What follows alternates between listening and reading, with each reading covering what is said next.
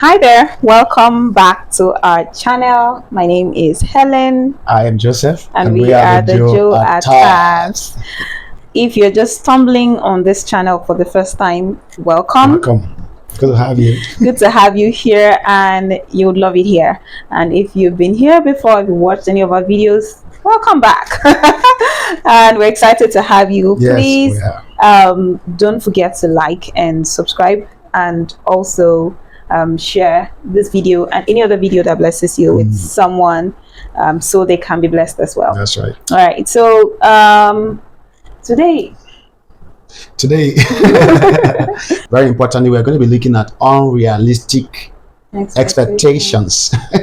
Sometimes it's easy for you to trust someone for something that even you yourself that you cannot. So I think that I want to first of all establish that in marriage there should be expectations. Yes, very important. Because again, when people hear unrealistic expectations, they are quick to like, yes, you're expecting too much from me.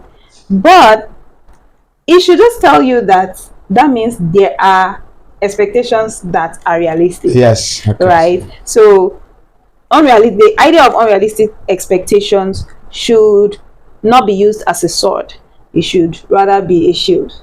Right. So first of all, just know that if you're getting married, then there are things that you are expected to give and to get and to receive. Yeah. So there are things that you would expect from your partner or your spouse that doesn't you're not asking for too much. Yes. You're asking for the very basic. However, there are those ones that you just reasonably should not expect, because that would be asking for too much. Yes. Those are the ones that really want to focus on. Yeah, very important. And the first thing that is very unrealistic, when we say unrealistic, these things are sometimes unrealizable. It cannot be done. Yeah. Number one is expecting your partner to be responsible for your happiness. Yeah. You see how impossible that sounds? You are the number one source of your happiness. So, but again, for some people, it doesn't sound impossible for them, right? No, it's practically impossible, because ask them, people who maybe it's not sounding impossible, but from their experience, they know. For some people, they expect that, as in, they marry someone because he makes me happy. Yeah. So if you like getting into that marriage, that person is supposed to be making them happy all the days of their life. That is what we're saying. So we're not saying that it's not out of place for your partner. Of course, your partner is supposed to make you happy. Yeah. But when you expect that they should be your 100%, your primary source, they should be responsible for your happiness. It means if they don't make you happy, you're not happy. Sad. Yes, that is where that is where the problem is. If they don't make you happy, then you are sad. You are not happy. That is a big problem on its own, and that's where it becomes unrealistic. Yeah. Because you are the number one source of your happiness. Yeah, I agree. Yeah, like you have the right to smile, you have a right to frown, you have a right to laugh, you have a right to speak, you have a right to keep quiet. It is your choice. It is your choice. And as a person, you should be able to know what makes you happy. Then you should be able to know the things that also make you sad. Then you should intentionally separate yourself from whatever makes you sad and embrace or associate with people or things or environments where you find peace and happiness. That way you are in control, you're in charge of your mood per time. Yeah. Anybody who puts his or her happiness in the hands of another person has already signed for frustration plus. Yeah, that is plus. Because even God does not make us happy all the time. Oh my God. Yeah. And that's like a very rude shock for a lot of Christians, because we feel like God of miracle, not my papa. So you just want him to be that person that is responsible for making everything, all things go well. He's God now. He knows all things. Yes, he can do everything. So he should do everything I want so that I will be happy. That's right. But the rude shock is that God is not interested in making us happy. Yes. But that's topic for for another day. So if even God, yes. So if God, who knows you, He knows you more than you know yourself. Even the number of your hair can count them. Yeah. Cannot make you happy all the time. Then you can see that it is practically impossible to expect a human being, a mere mortal, to now become the primary source or the only source of your happiness. You're bound to face frustration. Yeah. Serious frustration. It's practically impossible. Yeah. So what I would say is that come into the marriage with your own joy. Yes. Come into the marriage with your own joy. That's Like you said, you have to know as a person what makes you happy, the things that you enjoy doing. Just be whole as a person. Come whole. Don't come relying and depending solely on what your partner will say or do to determine how you feel. Of course, like I said, this should not be used as a sword. So you cannot say I'm not responsible for your happiness. That's right. So whatever I do, it should not make you sad. No. But as a person, you have to decide that I bring my own joy into this marriage. So it doesn't matter what happens. I take responsibility for being happy, for being joyful, and I think that helps you also to, when there are those times when there's conflict or there is an issue, the fact that you're able to self-regulate and you don't 100% depend on that person to be in the right frame of mind. You're able to, if you need to take a step back, you're able to do that. You're just able to self-regulate because, you have your own emotions under control. And another thing is, if you are content, self-content, like you are coming into the marriage whole, you're coming into the marriage with your own happiness, it becomes easy for you to give happiness. Yeah. Because marriage is not just about receiving. Marriage is more. It's more about giving. So and of course, in most cases, what you give actually determine what you get. So if you have very sad experience and you didn't take your time to heal, you did not take your time, do whatever it is you can do to heal, and then you now put your happiness, that guy, he says a lot of nice things, it makes me happy, so because of that you think that is how it's going to be. That is where the problem is. If there is any experience, because you become a burden. Yes, you're a burden because you're coming with packages, and by the time the person, because it can be frustrating when someone is giving something as a gift, you can do it with a lot of joy, but when you become given as a necessity, there will be that is where people say somebody has changed. It's no longer everybody just want to do what is convenient for them. They want to do to the best of their ability. They don't want you to just come and put yourself on them and begin to pressure them beyond their capacity. They start reacting. They start reacting. So come whole. In marriage, they say better half. That is where the problem is. The person you're getting married to is not a half. Is a whole human being, complete. He has spirit, soul, and body. And you are coming whole, complete. The Bible did not say half will meet half. It said two. That become one flesh.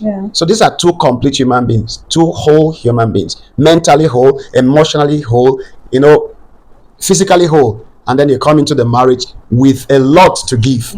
Then you're also meeting a man or a woman who also has a lot to give. Then both of you, that's what the Bible says, two are better than one. So when you come with your liabilities and excesses and emotions and sadness, and then you expect one person, you just drain. It's like someone who does not know how to swim and you're drowning. Then you can both of you, when you lay hold on someone who can swim, both of you will drown. But if you understand swimming, even if it's a little bit, just a little help, you see you're gliding through the storm together. So that's actually an unrealistic expectation. Expecting your partner to be your primary source of happiness or become responsible for your whole happiness is unrealistic. I think that another unrealistic expectation is expecting your spouse to spend all their free time with you. You don't have time for me. This kind of clingy attitude. Now, we encourage couples to spend time together, quality time together, but not all their time together. So as an individual, I think this always comes from a space, or this always happens with people who um, are not doing much. They're idle. Yes. So you're constantly bored with yourself. So you're waiting for that person to, just come back from work so that I will just with you. I'll spend my time with you till when you fall asleep. That's very unhealthy. Especially men, especially want to have a lot of, should I say, me time, or quiet moments, Yes. and not just men, even women, Of course. especially the ones that work. So your partner has emotions to process, has their head to unwind because maybe they just came back from a busy, or maybe they just have busy jobs, or their business keeps them so busy. And so when they come home, spending all their time with you becomes an unrealistic expectation. You have to understand that everyone needs space, so, and this also doesn't is not restricted to when someone comes home from work. It's Even if also they are not home. restricted to being in the home, really, because sometimes you can be at home a lot and you still need personal space. Yeah. So personal space can be you going out alone, either to a park or even to lunch by yourself, or even with your friends Yes. that are not your partner, right? And or just finding ways to do things For yourself, by yourself. Yes, by yourself and for yourself, that make you a wholesome human, right? So it's not everywhere that your spouse is going to that you have to follow. Yes. Sometimes, especially like some men, not just especially, both men and women, men can have their friends that they spend time with, the and guys. you don't must not follow. Hello. That's right. They want to go and be the only women in the midst The of only woman guys discussing football or politics. Why? How? Also, it's not every time that a lady wants to meet up, your wife wants to meet up with her friends, her girlfriends, that it is gossip or idle talk. Sometimes she needs that space where she can just go and talk. And with people of like mind. Yes. So, and most times that talk is not, they're not really looking for solution, they're just trying to onboard them. Yes. So we have to understand, first of all, that everyone needs personal space.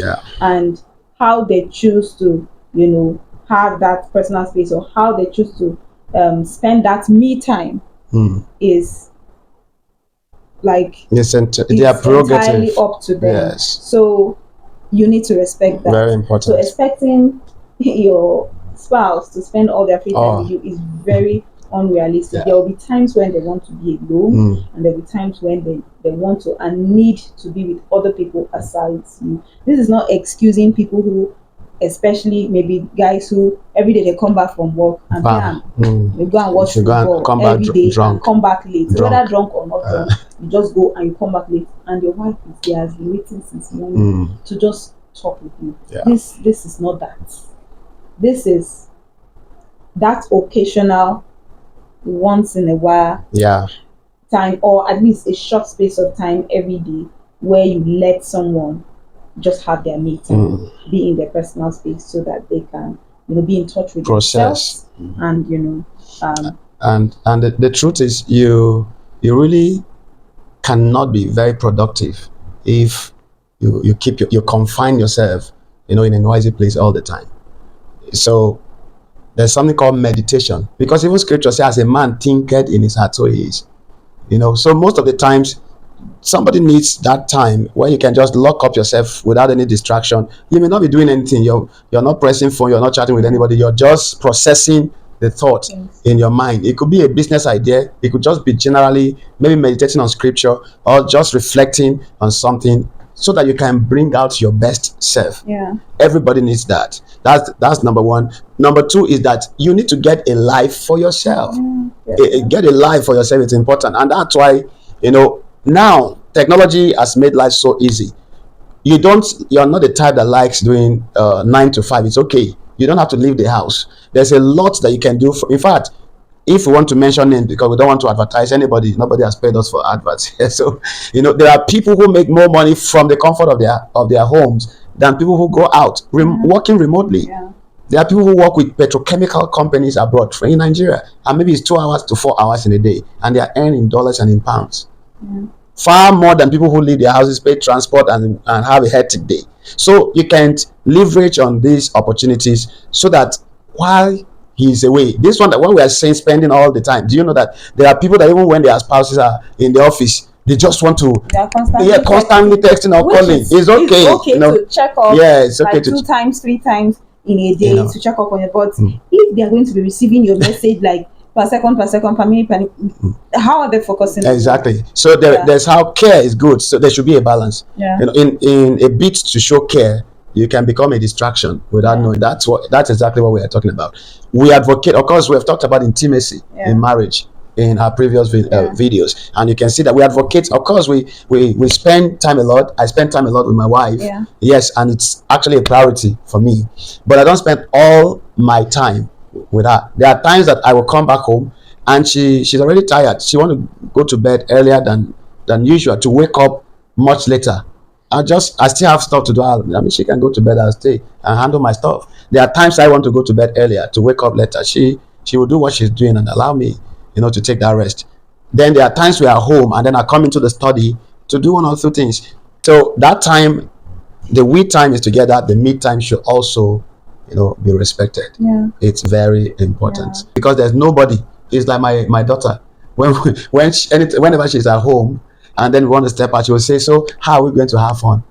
That is daddy and mommy like you should stay at home with her all day. And be having fun. So who will pay her bills? Do you understand? School fees there and all of those. So that is only a child that will have that kind of expectation, and it's not even realistic even for a child. Do you understand? So it is totally unrealistic for an adult to have that kind of expectation of another person. All right. So another unrealistic expectation that we need to pay attention to is expecting your partner to know what you want or what's on your mind. Women are, women. They fall in this category. Yes, they just a lot of times, women are more emotional than men. They just feel like he should know. He's supposed to know. He saw my face. He did not ask. He did not do this. He didn't know. Ma, sir, please tell your partner is not a spirit. A mind reader. Yeah, it's not a mind reader. Of course, we say man is a spirit, has a soul, it lives in the body. But your partner is not a fortune teller. He's not a mind reader. Even the Holy Spirit that knows everything, even God that knows us, he said we should ask. And he said if your father knows that you have need of all these things. So, but he said ask and it shall be given unto you. He knows that you have need of them, but he still instructs that you ask. So there is nobody that is going to, on their own just know what is on your mind. Or know what you want per time. You have to communicate. If you're overwhelmed with activity, you need help, ask for help. It's not like he's supposed to know. Did he not say, or she's supposed to know? No, there's nothing like that. It's an unrealistic. I love it a lot because I used to be boat. That is your boat. No, that used to be your boat until you got deliverance. Because that was like, just getting married. I didn't really understand the fact that men really do think in terms of 1 + 1 = 2. Like everything was like rational and straight line. So it was odd for me because we are in between the line kind of humans, right? You don't just read on the lines, you read also in between the lines. That's right. You don't just listen to what is being said, you listen to what is not being said. That's right. You also listen to how it is being said. You listen to body language, gestures. Gestures. You listen. So it was odd to me that I had to express everything verbally for him to understand. I'd be like, I don't get it. That's right. So sometimes there would be something wrong and I'll be frowning my face. I'll be expecting uncle to ask me, why are you frowning? You were not even like he didn't notice that I was even frowning. Like, how can you not notice that I'm frowning? Like, this is not my real face. How can you not That's notice? right. You know. So it so it used to, like, I will carry on sometimes for days, and then it will get to a point where it will now become like an outburst because I've bottled, how I was feeling for a while, and sometimes it would now come out the wrong way. Sometimes um I would be going through something and he would ask me and I would say I'm fine. Yeah, I'm fine. You say okay, and in my mind, can't you see that I'm not really fine? Like, can't you ask me that? But your face doesn't look like you're fine. How can you just agree that I'm fine? So, guys, I mean, is that not reasonable thing for anybody? Yes. Well, it took a while, and then I started to, learn that if there was an issue, I needed to talk about it. If I had, a lot of times, I would just be doing things in the house, and I would want to cry. Why can't my husband carry broom and sweep this place? That is it that is dirty. I have been doing this one since morning, doing that, but uncle was engrossed with the book he's reading. He didn't even realize that I've been doing everything I've been doing. I've not sat down since morning. And in my mind, I felt like he doesn't care, because how can you not notice that I've been, but he genuinely did not know. He felt like if I needed help, I would have asked. And I'm like, why do I have to ask if you already know that I need? So that like was the issue. I assumed he knew and didn't want to help, or was intentionally not helping. I used to assume he saw how I was feeling and intentionally didn't care to ask. So that. But again, I think that there still has to be a balance. Yes. So you should know your partner well enough to know when something is going on with them, and you should care enough to ask them. And I think that we've both been able to balance it out, because he used to be on that extreme, I was on this extreme. Now he has learned to ask me, are you okay? Your face is looking very structural. Is everything okay? And I always appreciate it when, he noticed that I'm not fine. And he's pushing. And he's pushing to, and so I will now not go and say, I'm fine, when he has now tried already and asked me. At that point, I have to be out with it. That's right. And I also am learning to bring things to the table, to ask for help where I need help. Please, Mike, can you help me with this, with that? Please, can you, do this, or this is what I'm making me I'm sad. I'm not an African man, so I'm always available to. I'm a Zion man. Absolutely. Yes. So he's always willing to help, and I'm also a lot more open to asking for help now than I was in the beginning. So I think that somehow we've also been able to balance that out. So it's something that I think that can be worked on both ways. Yes, so just like we said, you cannot expect them to always know. Because it's work in progress. Even the couple, they have to live together for some time before they start understanding their body language. Yeah. So why they are still mastering that, you see the assumption, and there's a saying that assumption is the mother of frustration.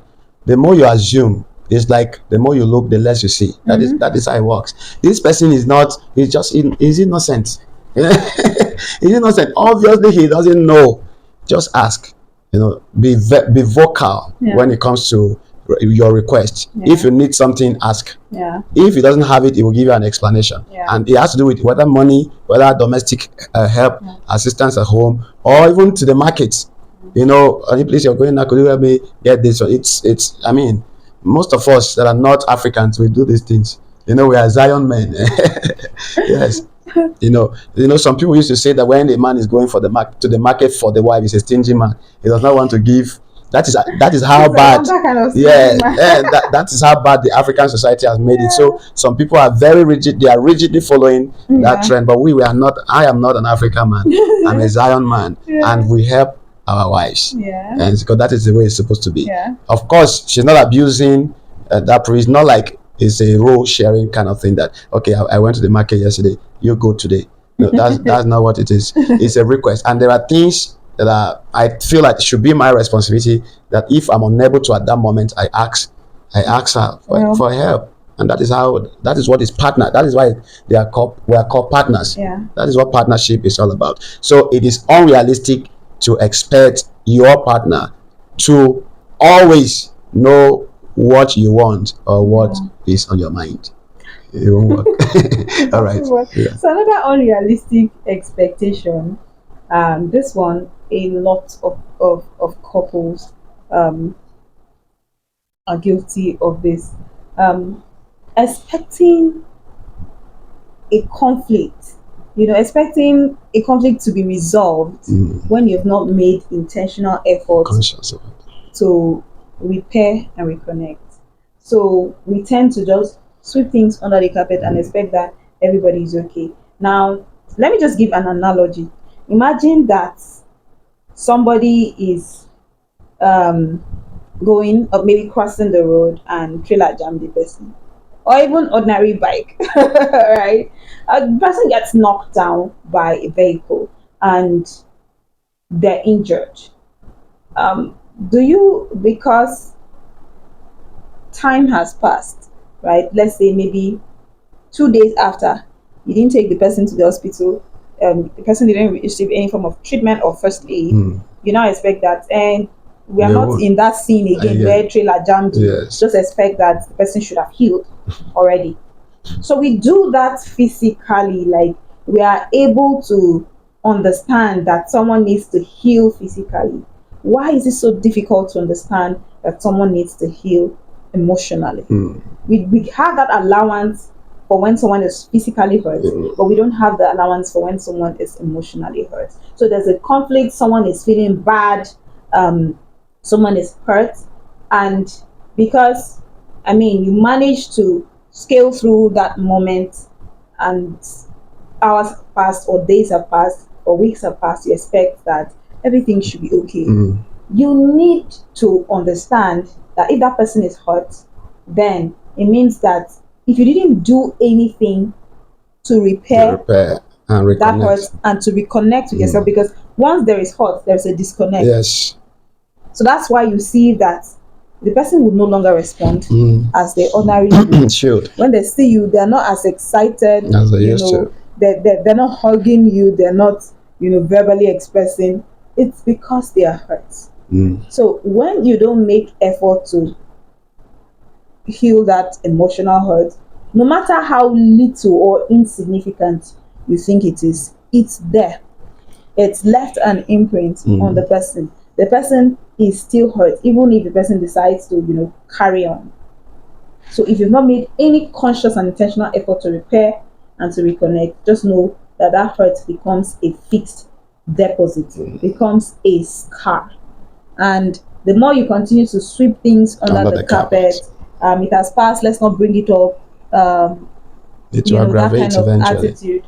It will get to the point where the day that person reacts, you'll be shocked. Time bomb. Yes, because that person is like a ticking time bomb waiting to explode. So you'll be shocked what you see when that bomb explodes. It won't be a beautiful experience at all. And you see that's why emotional intelligence is very important in marriage. In fact, not just marriage, generally. Now, because there's a research. I read something recently where they said 80% of a man's life, the success of a man's life is 80% dependent on his or her emotional intelligence. So you can see how important that is. It means that if you have not trained yourself to be emotionally intelligent, you're bound to fail 80% of your entire life. So marriage inclusive. So just imagine that, even in career, because workplace now, that is one of the criteria for engagement. And of course, there are things that are like pointers to whether you are emotionally mature. One of them is how you handle pressure and how you respond to conflict. So sometimes it can even be a setup just so they will know how you have been able to train yourself emotionally. So it's a plus in the workplace, in politics, in any. That's why you hardly see a popular known figure, except unrefined. You hardly see them, physically confronting one another on the streets, because number one, they know there is bad market for their business. So they intentionally train themselves to have the emotion. So things that ordinarily people will flare up and then react, you will do it to them and then they just walk away as if they don't care. They were hurt. It got to them, but because they are mature emotionally, they were able to handle that with some level of expertise. And that's what is expected for someone that you're living with. This one is not partners in the workplace that you just meet few hours and disappear. This one you're living with her. Okay, imagine during COVID.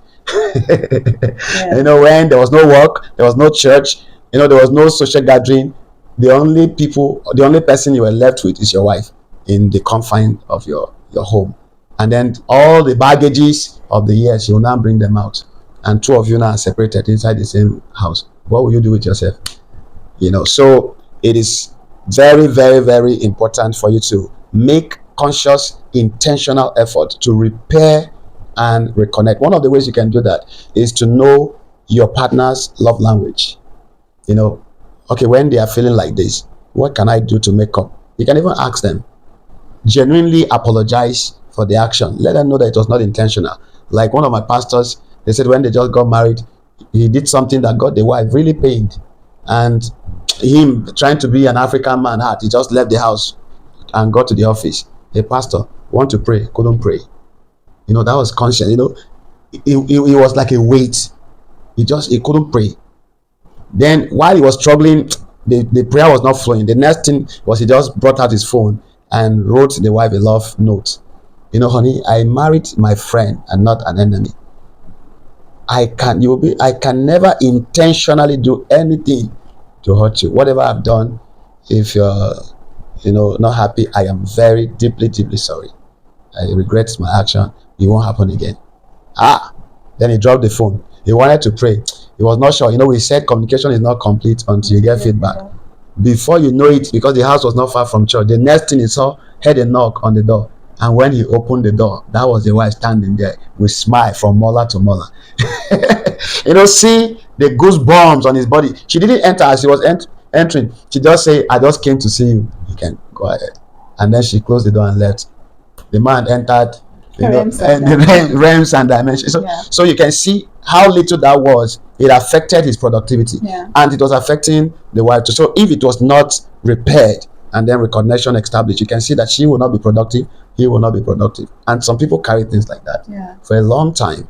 So I think that also what I want to emphasize this at this point, that a lot of people actually make very lame efforts at trying to repair emotional damage. So for instance, you hurt your wife and because you don't want her to stay hurt, you just want to make it up to her. That in itself is good, but it's a wrong approach, because number one, you've not checked with her to see how. I feel like sometimes it comes from a place of ego, like I cannot go and be saying I'm sorry, or I shouldn't have done this, or I caused you pain, or just taking responsibility, so let me just buy her a gift, let me just take her out, or let me just make love to her. And no, that doesn't fix things, especially for women. If they are hurt, and well, most women, not all women, but for most women, if they are emotionally in a bad place, sex does not fix it. You have to address the issue. That's why I say know their love language. Yes. They want to see you take responsibility for what you did. So first of all, you have to check with them to know how they feel. Like, how are you feeling?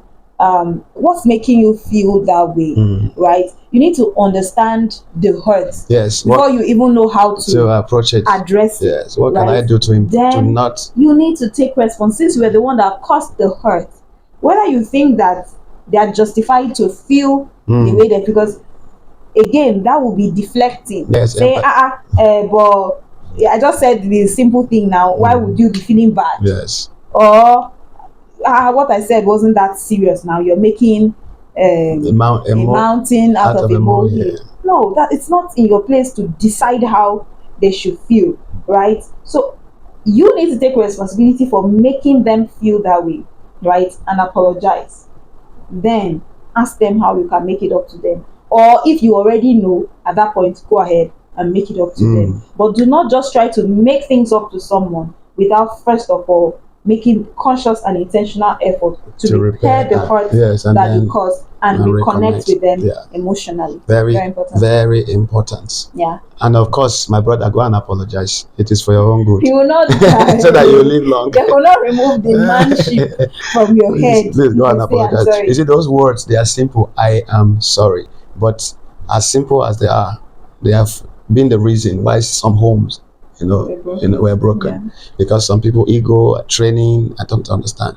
Some people cannot say I am sorry. And again, don't just it's not just to say I am sorry. Okay, I'm sorry. I'm sorry. Just so that church will close. You have to be sorry indeed, which means that you're taking responsibility for the wrongdoing and you're deciding making commitments to be committed to not doing that thing. That's true repentance again. Because even God himself, he is a forgiving father, but he doesn't expect you to after you have been, like Jesus used to say, you have been forgiven, your sins are forgiven, go and sin no more. So it shouldn't be a pattern that you do this every time and you say I'm sorry. After I'm sorry, she won't hear. When I'm sorry, my husband won't hear. You just say I'm sorry. I'm sorry every single time. And then every time you say, but I've told you I'm sorry. But I said I'm sorry now. Why are you still overflogging the matter? No, it means that person has gotten to the point where they've seen that you're not really sorry. Or the sorry has not handled it. So you need to try other approach.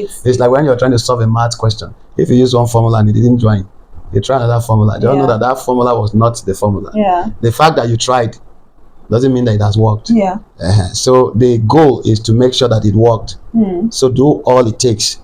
You try this one, it didn't work, try another one.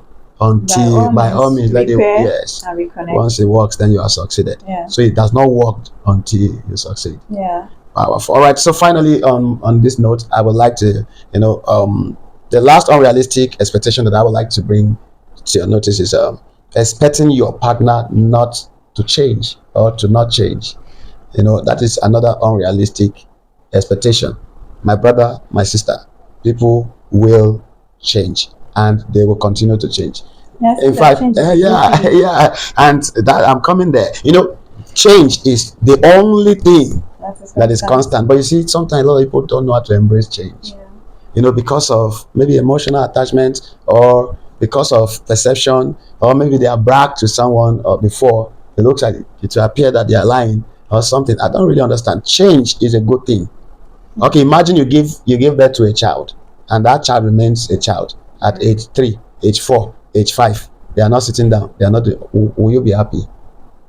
No, these are very simple questions. Sometimes if you engage your mind to analyze issues the way they are, you will just see that some things that we create as circumstances don't really exist. Who will be happy to have a child that is not changing?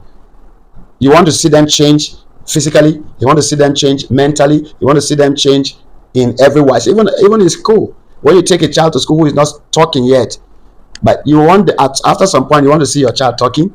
Apart from talking, you want to see them reading.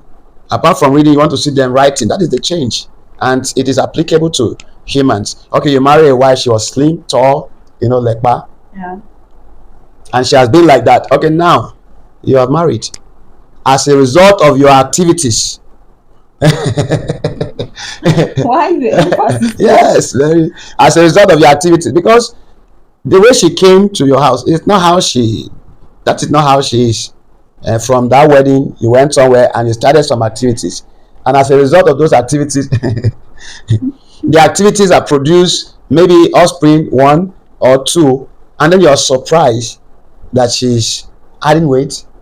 You're surprised that maybe her skin is not glowing as it was. You're surprised that maybe there are stretch marks in some part of her body. Do you understand what we're saying? Or maybe it's the 2 or 3 times it was cesarean session, so the stomach did not return back to what it used to, as flat as it was, and now you are surprised that she had a big stomach, and then that is not a problem. I mean, that is totally unrealistic that you expect the person to remain, this is not how I married you, this one that you have changed, so if I do anything, just know that it's not my fault. Then you're putting them under pressure that they shouldn't change. Meanwhile, you're doing activity that necessitates the change. And this also goes to the female too, because when you married the man, probably you met in school, and now that time he had a lot of time, so he was always all over you, always available. When you call, wherever you are, he will appear. And now you are out of school, he has a job. The job requires him to travel, once in a while. Then you are now saying that your husband has changed because he no longer spend time with you the way he used to. Can't you see the obvious reasons? For these reasons, because now he's not just committed, he's committed to the marriage, but he's also committed to a boss. He has other routines that are demanding his time. You need to be reasonable. To expect people not to change is totally unrealistic. People will change, and change is good, especially positive change. Of course, we have negative change, but we are not dwelling on change now. So, but to expect your partner to not change is unrealistic. Change is constant, and people will keep changing. I think that everyone evolves. So as long as they are evolving into a better version of themselves,